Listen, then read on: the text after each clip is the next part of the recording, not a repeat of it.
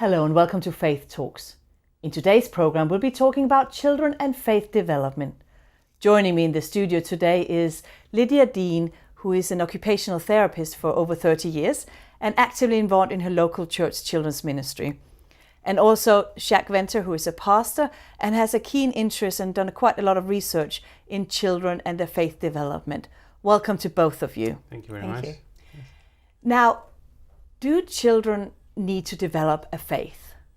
As a pastor, I'm sure you're going to say yes, but really, do they need to develop a faith? I think faith is more than just religious. It's more than just denominationally bound. Faith is a general aspect. It's something that has been shown in the past that it is experienced in any form of life. In fact, faith is, another definition of faith would be something like making meaning, the experience of making meaning, and that can happen in any form. It doesn't just have to be within a religious context of church or even in families. But yes, everybody has some form of faith. It doesn't matter what it is. I would probably say that faith's intrinsic into our very existence, purely because from the day we're born, we have to demonstrate faith by trusting our parents are going to feed us.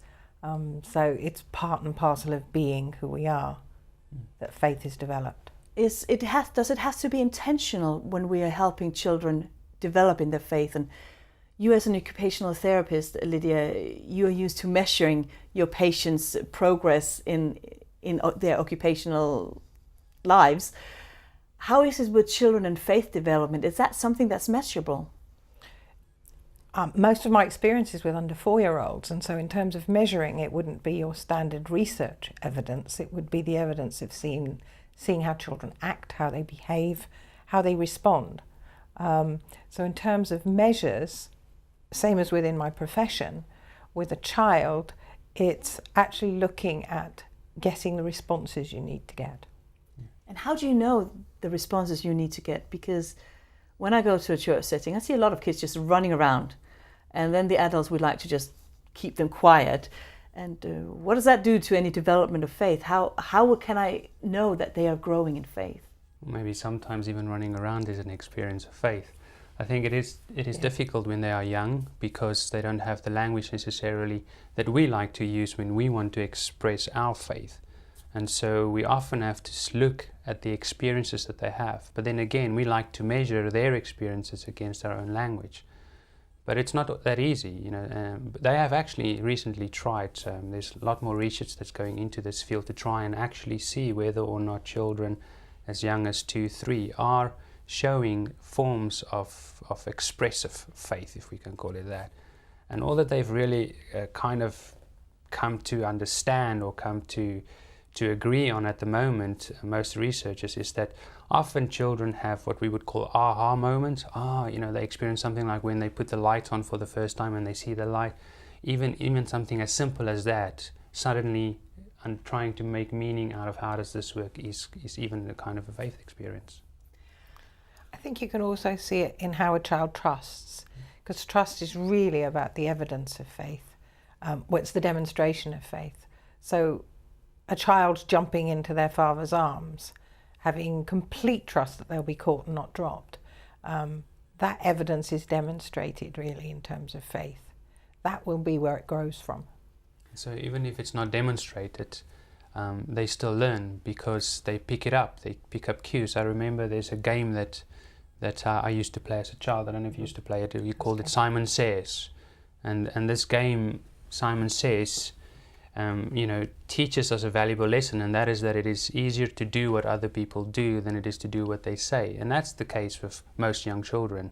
They learn from observing, so they mirror, in a sense, adult behavior. And so even if we think we are not teaching them intentionally, they learn. So there's a lot of unintentional teaching going on, and how does that play out in children? What have you experienced with children expressing some faith or some religious language? Children's prayers are probably the biggest evidence, really, in terms of their prayers. Very simplistic, but it's very real, and they expect answers. They're not praying and hoping, they're praying and knowing. So something as simple as praying for Grandad to get better, to finding a toy, to finding a new daddy. Their prayers can encompass the very simple things like requests, but a new daddy is about relationships. So even a child asking God something that I don't know that as adults we would do. But how do we equate that with faith? You talked earlier about the languages we use as adult. How do we understand the children's expression of faith languages if it's so different from our own?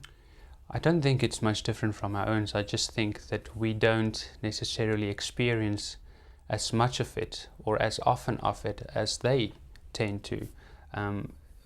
Faith is often the awareness of being aware of something beyond yourself. And children experience that a lot. They experience a lot that they are, suddenly they're aware of, oh, this is bigger than I am. But they have that so much that they don't really sit and take notice because they're experiencing this. But the older we get and the more language becomes, or the more we use language, it also inhibits us to use it correctly or to describe something. And so we use the language to describe how I'm feeling, how's my experience. But at the same time, we box it in.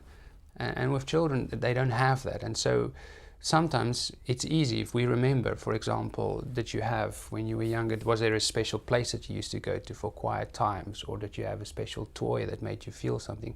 Sometimes when we can just for a moment sit back, reflect. Oftentimes, as adults, we have moments where we remember, oh, you know what, when I was a child, I experienced it. And that's kind of pretty much what they're experiencing these days. And I think sometimes if we allow ourselves a little bit more freedom, a little bit more openness, we will experience that as well. I can recollect having lost my stepson. He died at the age of 7 and my daughter was 4. And I can recollect obviously grieving for him and she seeing me crying. And at the age of 4 saying, Mum, you don't need to worry because when Jesus comes, we're going to see him again. Now, I certainly do not recall me teaching her the concept of the second coming and the fact that we will meet our loved ones again. So that has got to be what she's heard in prayer, what she's heard in action. Certainly not anything I would have taught her at age 4 that I can recollect. I think it's important for us to remember that our children learn best from us. And so what they do is they look at the image that we have of, say, God, and they will try and grab from that in order to start forming their image of what God means to them in their context, which reminds me of an experience I had with our own daughter. We were walking through the woods during the autumn, just at the beginning of the autumn, and we were just playing with the trees and the leaves, and she touched one of the leaves that was still on the branch, and as she touched the leaf, it fell. And as it fell, it did sort of like a helicopter movement, and she was looking at this all the way. And she said, wow, look, Dad, God even created helicopter trees. But, that's her understanding of God made this. I didn't tell her that. She expected it that way, and that's how she saw it. But for her at that moment, that was being aware of something that's beyond herself. People might say that as children are copying parents, you say yourself that they're kind of imitating what parents and adults in their surroundings are doing.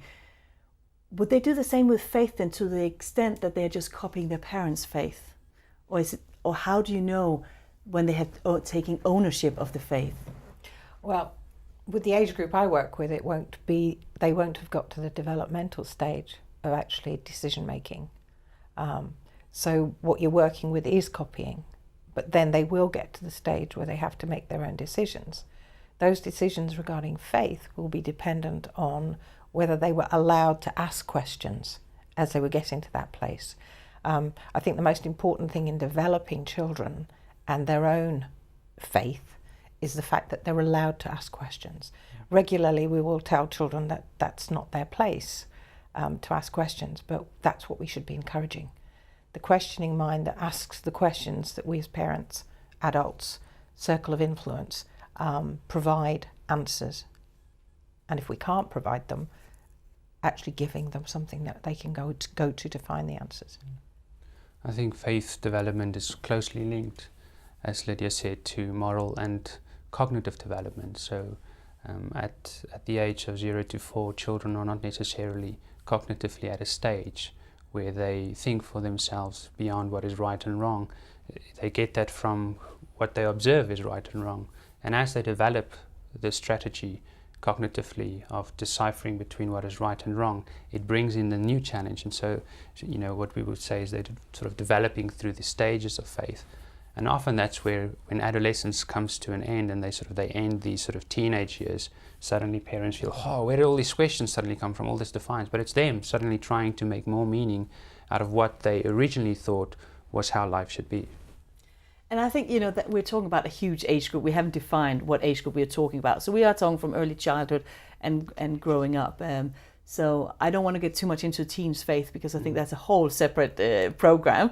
But I think with children, when people don't grow up with the faith, often I have heard people saying, well, are you sure you're not just brainwashing your children to believe like you do? And probably that's people mostly without a faith community. But I've also heard that from people who have left the church and saying, I don't want my children brainwashed the way I felt I was brainwashed growing up in church. Is there something about brainwashing children, or is it faith development? What is the difference? Depends on your standpoint. I mean, there's popular atheists who say that it's brainwashing a child before they've got to the developmental stage of decision making. But you could actually flip that round. So it could also be brainwashing if I'm actually teaching them the non-existence of God. So it's your standpoint. And I agree. I think also there is the element of formal education.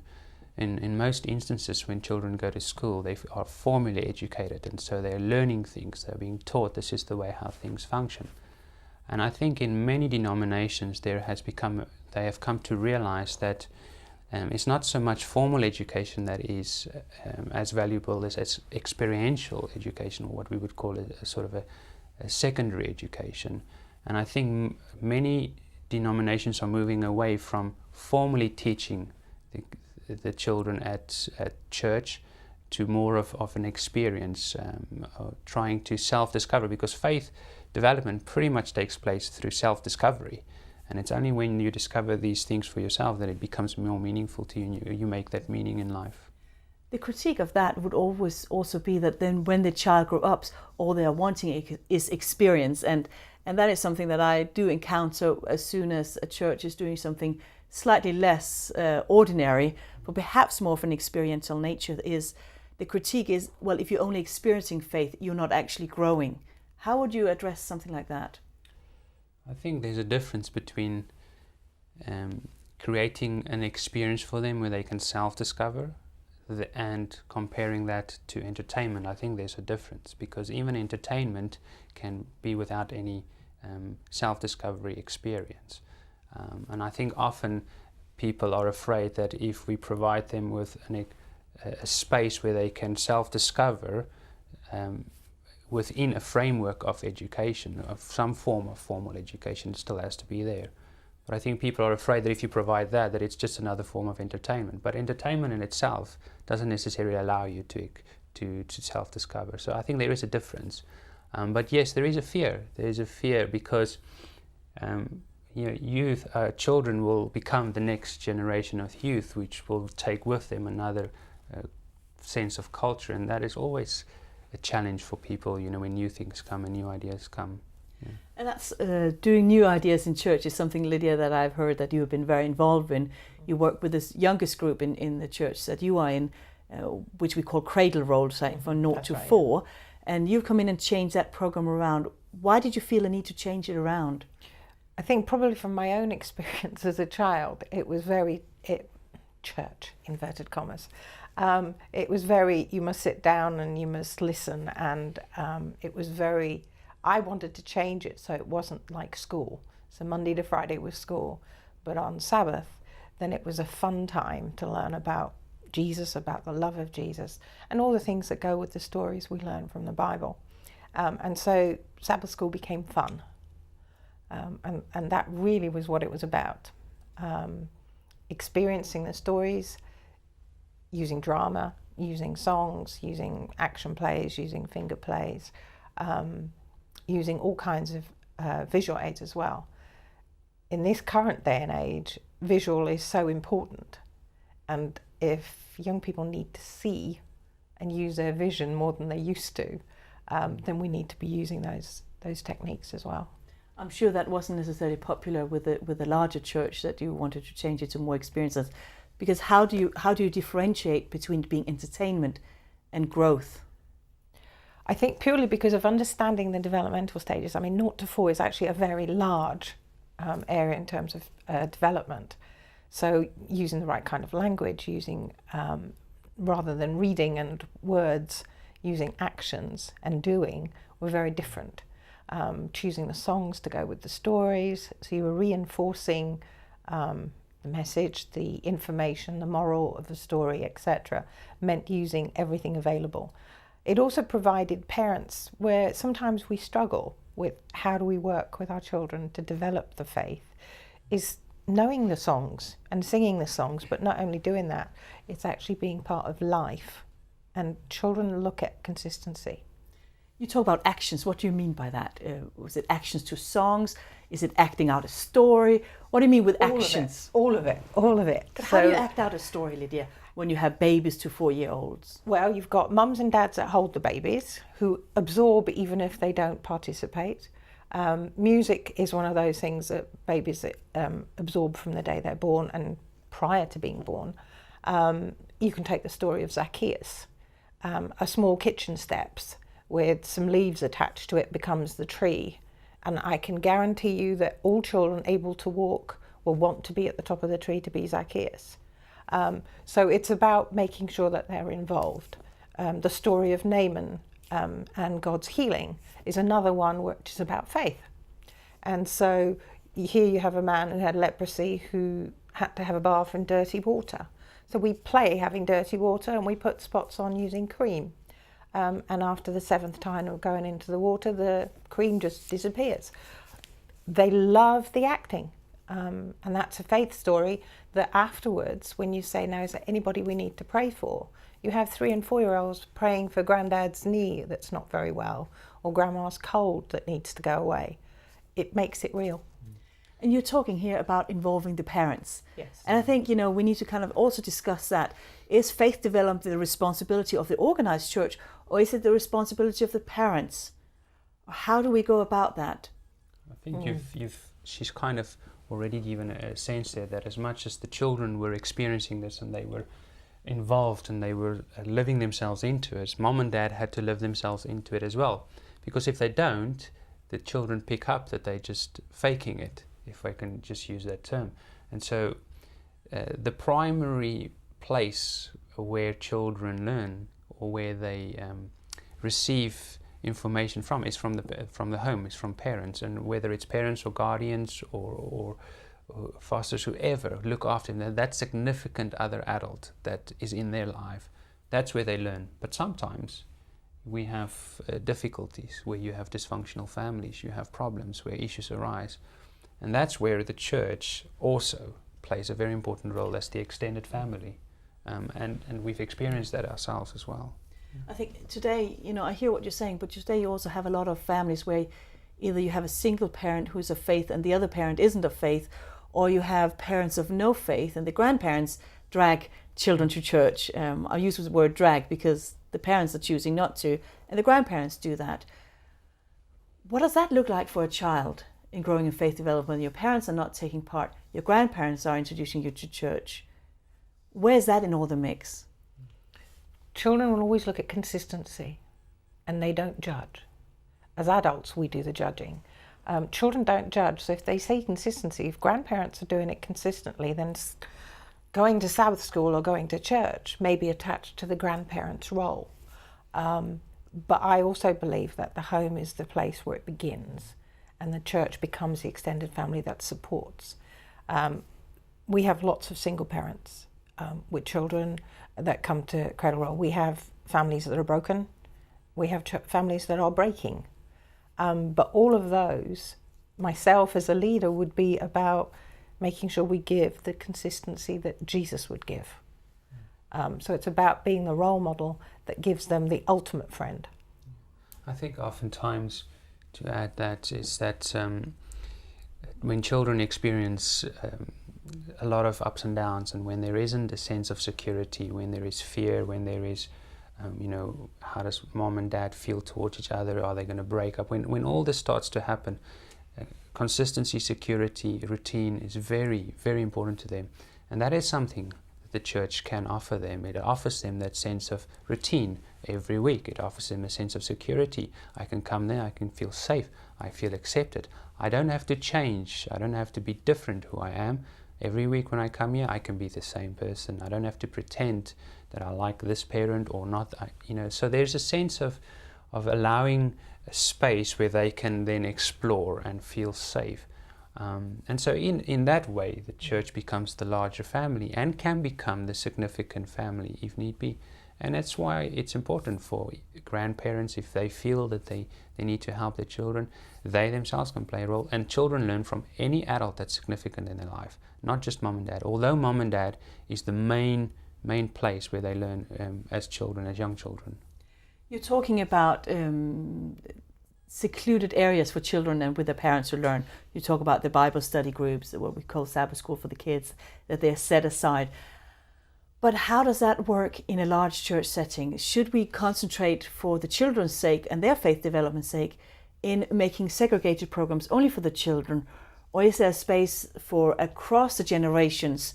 And that is a little bit what you talked about, which I think everybody has experienced growing up in a church, is you have to come and sit quietly in church and the adults do all the talking.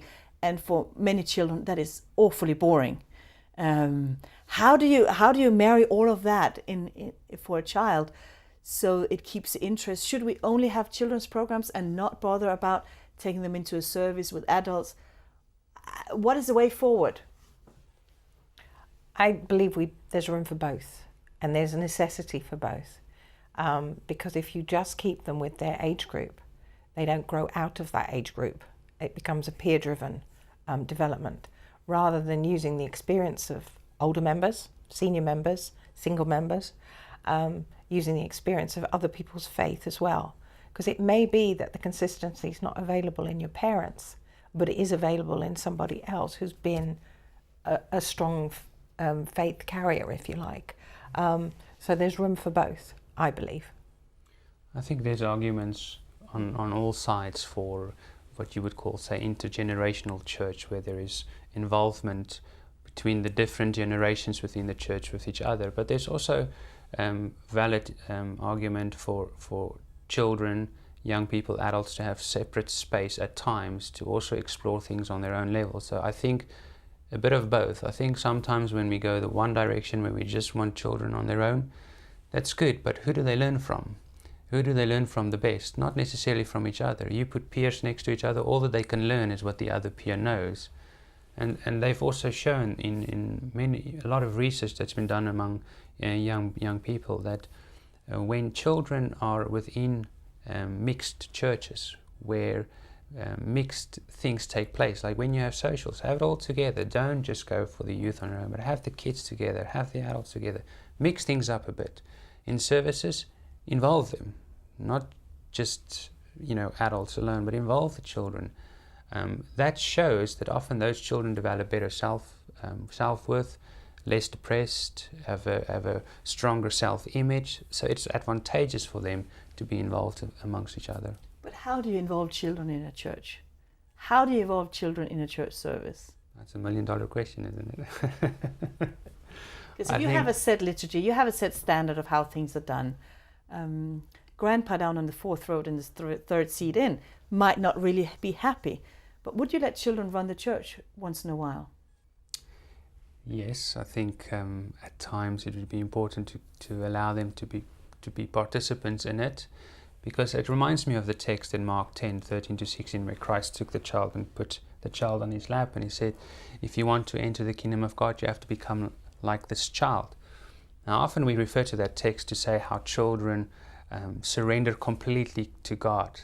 Obviously we don't want to become like children in terms of throwing tantrums and so on, but the sense that they give over fully their control, so that God controls their lives. But there's another aspect, and that is that children can show us how to respond, how to express ourselves.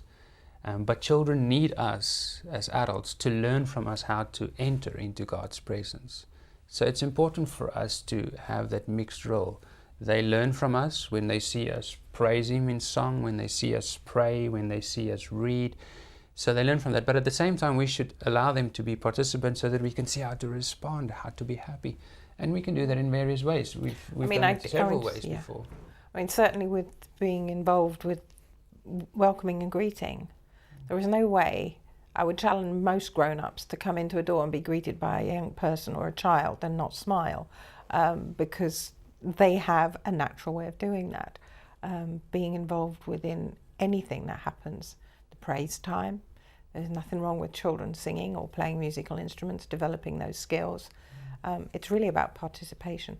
At the same time, we give them the confidence that we believe in them, that we trust them, that they are able to be part of this as well. So just here in closing, what is your number one tip or your number one takeaway from helping a child develop in faith? Mine would be consistency and constancy, so they see no insincerity. Yeah. I think parents should stay close to God. If they stay close to God, there's a good chance for their children to have a similar experience. I want to say thank you to both of you for joining me in the studio today and talking about children and their faith development. And why not add your voice to the debate by joining us on our Facebook group or email us your thoughts on today's program. Thanks for watching, and we'll see you again next time.